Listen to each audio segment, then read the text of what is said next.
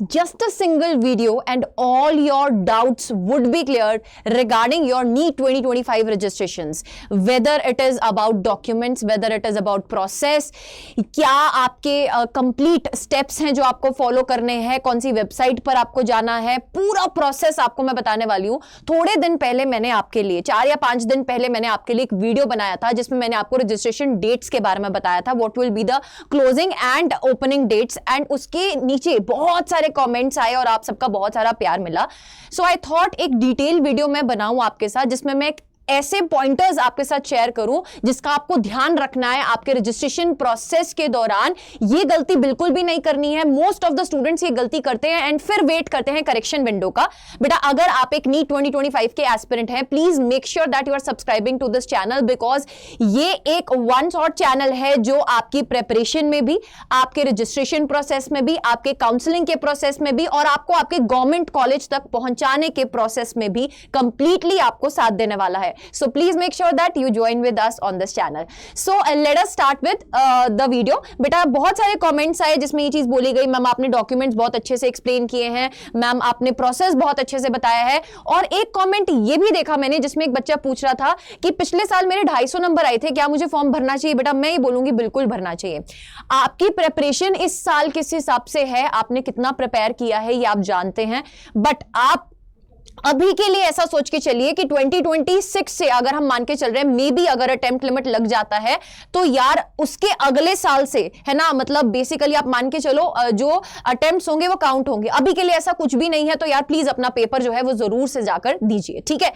अब बात करते हैं ये जो पूरा प्रोसेस होता है बेटा आपका एप्लीकेशन फॉर्म का, इसको हम 5 स्टेप्स में डिवाइड कर सकते हैं। सबसे पहले आपको ऑनलाइन रजिस्ट्रेशन करना होता है, आपको देन उसके बाद एप्लीकेशन फॉर्म को फिल करना होता है, फिर अपने डॉक्यूमेंट सबमिट करने होते हैं, देन पेमेंट करनी होती है, and last and the most crucial step जो बहुत सारे बच्चे गलती करते ही हैं, वो डाउनलोड नहीं करते हैं कंफर्मेशन पेज को। बेटा आपके काउंसलिंग के प्रोसेस के दौरान आपका जो कंफर्मेशन पेज है वो भी लगता है, ठीक है। So please make sure that कि आप इस स्टेप पर गलती नहीं कर रहे हैं।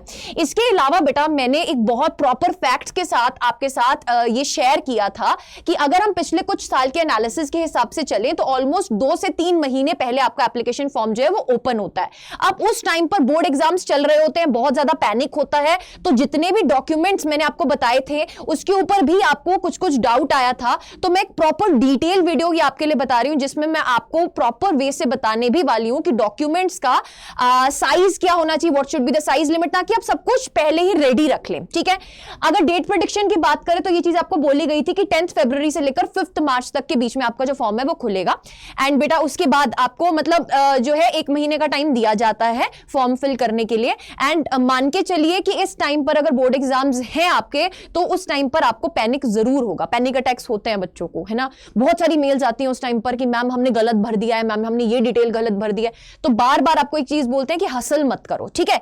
दूसरा, अगर आपको ऐसा लगता है कि बहुत सारी इंफॉर्मेटिव वीडियोस आपके लिए आ रही हैं एंड ये भी एक बहुत इंफॉर्मेटिव वीडियो है तो लाइक जरूर से करके जाना, उसमें आप कंजूसी जरूर करते ही हैं।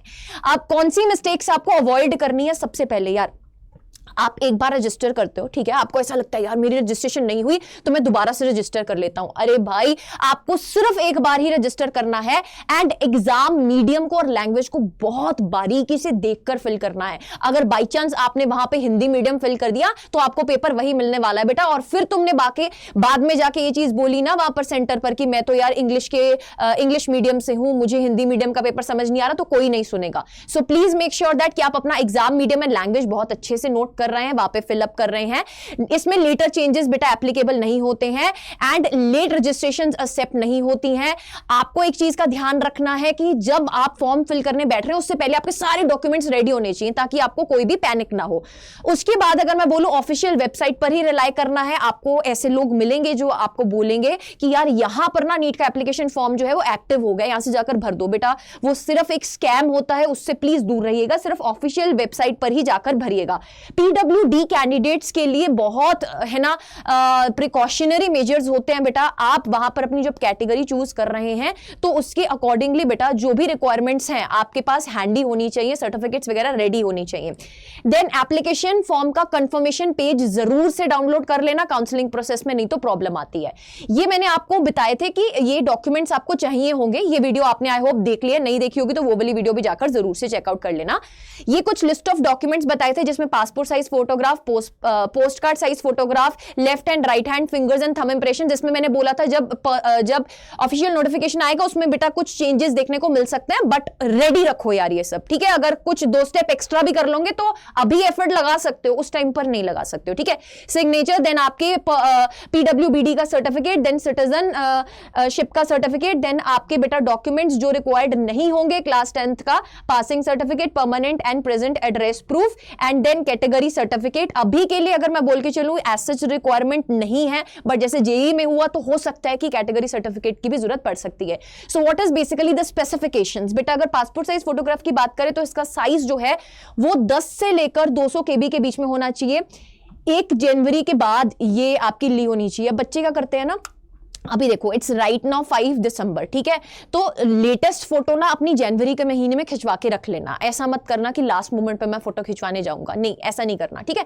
व्हाइट बैकग्राउंड पे खिंचवानी है। 80% आपका जो फेस है वो विजिबल होना चाहिए, ठीक है। आपके ये दोनों ईयर्स विजिबल होने चाहिए। ऐसा नहीं है कि आपने कुछ कैप वगैरह डाल रखी है, वो फोटो एक्सेप्ट नहीं की जाएगी। Name and date should be printed on the photograph. Other than that post card size photograph का साइज 10 to 200 KB होना चाहिए। सिमिलर टू पासपोर्ट साइज होती है, बट इसका बेटा साइज जो रहता है एज कंपैरेटिव टू पासपोर्ट वो बड़ा रहता है, ठीक है। सिग्नेचर 4 to 30 KB होना चाहिए। अगर ये पूरा डॉक्यूमेंट चाहिए आपको तो आप बेटा इस वीडियो के डिस्क्रिप्शन बॉक्स में एक लिंक प्रोवाइडेड है ज्वाइन PDF के नाम के आगे, उस पर क्लिक करेंगे आप मेरे कम्युनिटी ग्रुप में फ्रीली ये पूरा का पूरा PDF जो है वो डाउनलोड कर सकते हैं, ठीक है। Then left hand right thumb impression बेटा 20 to 200 KB इसका भी साइज होना चाहिए। क्लास 10 पासिंग सर्टिफिकेट 50 से लेकर 300 KB के बीच में इसका साइज होना चाहिए। कैटेगरी सर्टिफिकेट बनवा के रख लीजिए अगर नहीं है। अगर इसके रिगार्डिंग कुछ भी डाउट आता है वो भी कमेंट सेक्शन में कमेंट कीजिएगा। 50 से लेकर 300 KB तक होना चाहिए। देन पीडब्ल्यूबीडी सर्टिफिकेट भी 50 से लेकर 300 KB। Citizenship certificate, embassy certificate if आप एप्लीकेबल हैं इस चीज में तो बेटा आप 50 से लेकर 300 KB के बीच में इसका जो साइज है। एम्बेसी सर्टिफिकेट और any documentary proof for the citizenship बेटा ये यहां पर अगर जो बाहर वाले बच्चे अप्लाई कर रहे होते हैं उनके लिए ये चीज रिक्वायरमेंट होती है। Address proof of the present and permanent address 50 से लेकर 300 KB के बीच में इसका भी साइज होना चाहिए। जब आप रजिस्टर कर रहे होंगे ऑफिशियल वेबसाइट पर जाकर तो बेटा आपको क्या करना होगा, वहां पर न्यू रजिस्ट्रेशन लिंक से एक टैब बनता है, ठीक है। आप उस पर क्लिक करते हैं तो वहां पर ऑप्शन आता है अप्लाई ऑनलाइन। जैसे ही आप उस पर क्लिक करते हैं उसमें आपको अपनी डिटेल्स भरनी होंगी। आपका नाम, parents name, date of birth, nationality, category, gender, ऐसी कुछ डिटेल्स होंगी, बेसिक डिटेल्स वो भरनी होगी, उसको सबमिट करना होगा। उसके बाद आपको बेसिकली वहां पर लॉगिन क्रेडेंशियल्स दे दिए जाएंगे। अब आधे से ज्यादा बच्चे यही परेशान हो जाते हैं कि मेरी लॉगिन आईडी पासवर्ड क्या है, मुझे याद नहीं है। बेटा please make sure that registration process के टाइम जो आप ईमेल आईडी यूज कर रहे हैं, जो नंबर यूज कर रहे हैं, वो एटलीस्ट 1 ईयर तक एक्टिव रहना चाहिए। ये मैंने आपको पहले भी बोला था। बाद में बच्चों को प्रॉब्लम आती है काउंसलिंग के टाइम, तो वो प्लीज अवॉइड कीजिए, ठीक है। अदर देन दैट बेटा आपको ये क्रेडेंशियल्स जो मिलेंगे, आपका जो पासवर्ड होगा, जो आपका यूजर आईडी लॉगिन होगा, वो सब प्लीज एक जगह पर लिख कर रख लीजिए। आजकल तो फोन में फीचर है यार, नोट में उसको सेव करके रख लीजिए, ठीक है। उसके बाद जब आप रजिस्टर कर लेंगे तो कुछ इस तरीके का बेटा स्क्रीन दिखाई देगा। यहां पर आपका ग्रीन हो जाएगा रजिस्ट्रेशन करने पर। उसके बाद जब आप लॉगिन करेंगे तो एप्लीकेशन फॉर्म खुल जाएगा, ठीक है। एप्लीकेशन फॉर्म जब लॉगिन करने पर बेटा अगेन आपको वही सब चीजें पूछेगा जो आपको क्रेडेंशियल उसने दिए होंगे, यानी कि आपकी एप्लीकेशन फॉर आप किसके लिए भर रहे होंगे, 2025 के लिए। लॉगिन आपको एप्लीकेशन नंबर से करना होगा। यहां पे आपको एप्लीकेशन नंबर अपना फिल करना है, पासवर्ड फिल करना है एंड सिक्योरिटी पिन फिल करना है। बेटा जैसे ही लॉगिन करोगे इस तरीके का फॉर्म आपके सामने खुल जाएगा, ठीक है। अब अगर मेरी बात ध्यान से सुनना, ये वो स्टेज है जब आप लॉगिन कर रहे होंगे एप्लीकेशन फॉर्म को फिल करने के लिए। तो बेटा आपको ये सब चीजें ध्यान से फिल करनी है। इसके बाद आपका थर्ड स्टेप होता है डॉक्यूमेंट्स अपलोड का। डॉक्यूमेंट्स मैंने आपको बता दिए हैं विद प्रॉपर स्पेसिफिकेशंस। प्लीज इस वीडियो को हर बच्चे तक पहुंचाओ ताकि वो ये चीजें रेडी रख सके। तुम्हारी जिम्मेवारी है, तुम्हारे कंधों पर ये जिम्मेवारी डालकर जा रही हूं, बिकॉज बिकॉज बहुत ही लॉजिकली आपको एक एक चीज मैंने एक्सप्लेन कर दी है ताकि आपको बिल्कुल भी बाद में प्रॉब्लम ना हो, ठीक है। आप ये पूरा फॉर्म फिल करने के बाद जब डॉक्यूमेंट्स अपलोड करेंगे तो वो स्पेसिफिकेशंस के अकॉर्डिंग होंगे, तभी एक्सेप्ट होंगे बेटा डॉक्यूमेंट्स, अदरवाइज नहीं होंगे। अगर ये कॉलम भी ग्रीन हो जाता है उसके बाद आप फी पेमेंट में जाएंगे, फीस पे करने के बाद देन बेटा आपका कंफर्मेशन पेज आ जाएगा, आप उसको डाउनलोड करेंगे। अब एप्लीकेशन फीस जो रहेगी जनरल एंड एनआरआई की बेटा आपके पास 1700 रहेगा। देन उसके बाद अगर हम बात करें जनरल ईडब्ल्यूएस या ओबीसी नॉन क्रीमी लेयर के लिए 1600 रहेगा, एससी एसटी के लिए पीडब्ल्यूडी एंड पीडब्ल्यूबीडी के लिए 1000 रुपीज रहेगा, एंड अगर आप एनआरआई कैंडिडेट हैं तो 9500 रहेगा, ठीक है। आई होप बेटा ये पूरा वीडियो आपके लिए बहुत ही इंफॉर्मेटिव था। इसके अलावा अगर आपको ऐसा लगता है कि आपको प्रेपरेशन में हेल्प चाहिए, अडर 24/7 के टॉपर बॉक्स को आप अपने घर लाना चाहते हैं और वो 0.1% में आना चाहते हैं 25 लाख के जो एम्स में जाते हैं, क्योंकि कुल मिलाकर 2000 सीट ही है बेटा, तो उसके लिए आप टॉपर बॉक्स ऑर्डर कर सकते हैं यूजिंग द कोड प्रीत। आप अभी 40 to 41% का ऑफ पा सकते हैं। Links are mentioned in the description box. अब यहां पर जितनी भी इंफॉर्मेशन आपको दी गई है, आई एम होपिंग कि आपको एप्लीकेशन फॉर्म से रिलेटेड सारी चीजें एकदम क्रिस्टल क्लियर हो गई हैं। अगर इसके अलावा फिर भी कोई डाउट आता है तो कमेंट सेक्शन में कमेंट करके जरूर से पूछेगा। Stay tuned with us, don't forget to subscribe and press the bell icon.